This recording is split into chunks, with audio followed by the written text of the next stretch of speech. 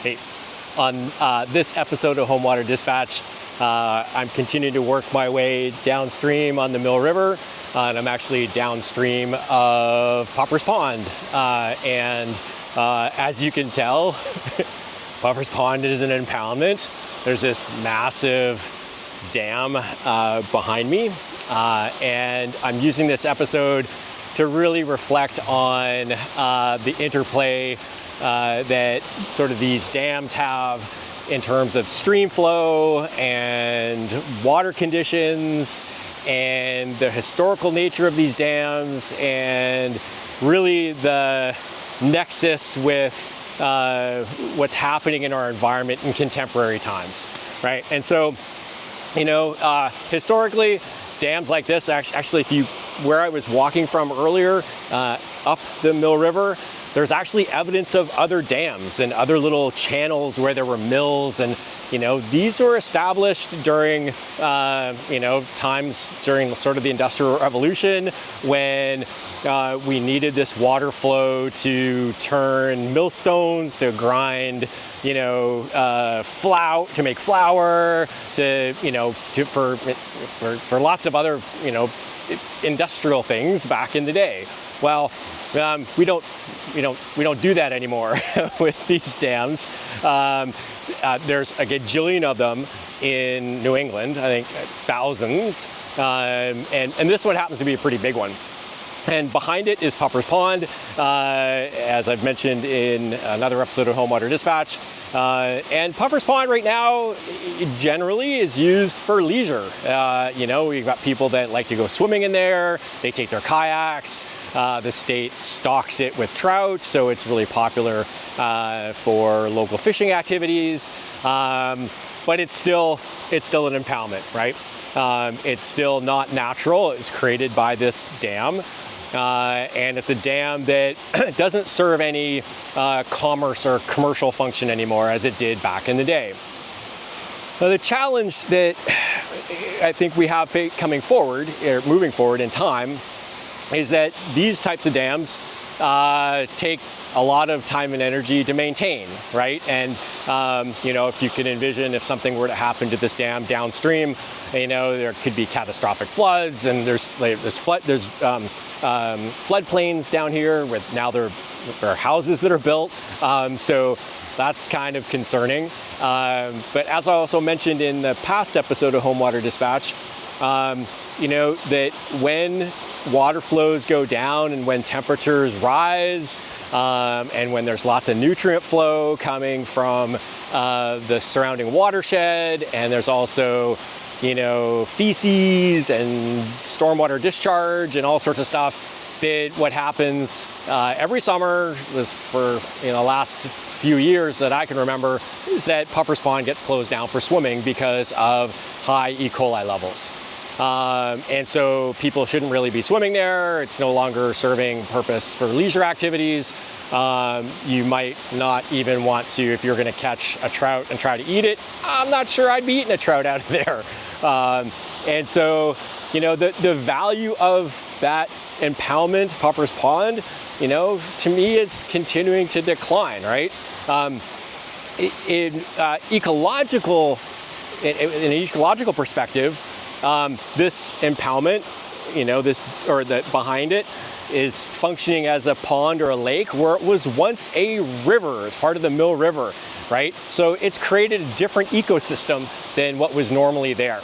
And it also, creates a barrier to movement of energy and matter, water energy, right? This is obviously controlling water flow.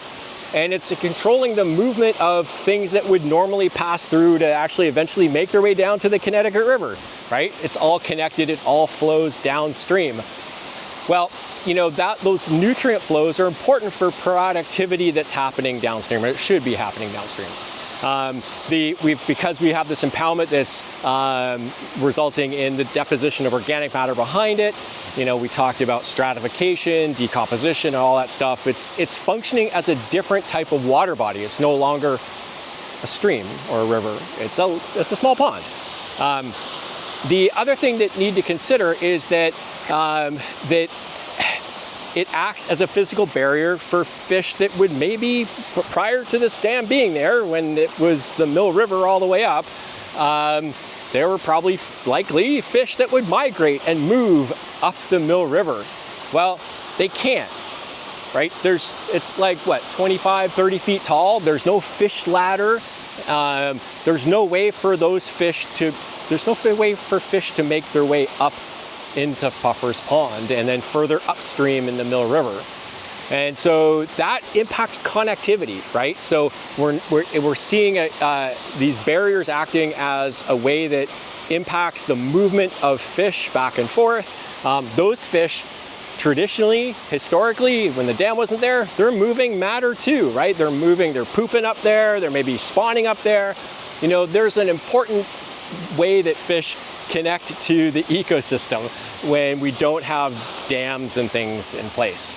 So there's a lot. I'm trying to unpack a lot on this episode because of the nature of this aquatic ecosystem, the fact that we have a dam in place that is impacting water flow, that we have water quality issues behind the dam, you know, that we've got, you know, fish being stocked behind the dam. You can even question the value of that. These are things I really want people to ponder moving forward when you want to advocate for your home waters. It varies based on what your interests are, obviously, but at the end of the day, this is not a natural part of the landscape.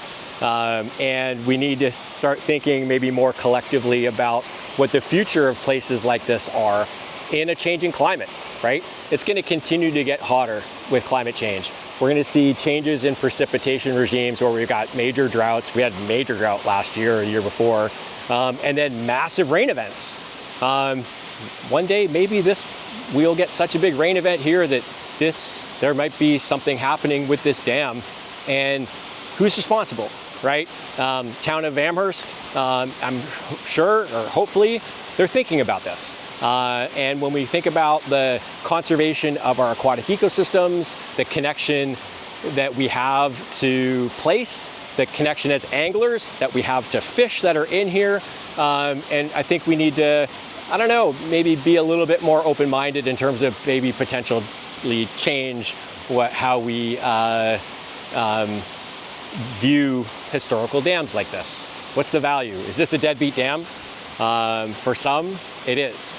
And we need to take that into consideration. So I'm just finishing up here. I've got somebody walking their dog in the background. There we go. It's so cute. So multi-use area, right? So it's very popular. It is very beautiful. It sounds nice, you know, Zen moment next to the sound of water. But really, it's, you know, I'll hold off on my personal opinion. Well, no, I won't. I think we really need to consider deadbeat dams. I'll park that there, and we're going to work our way further downstream for another episode of Home Water Dispatch. See you later.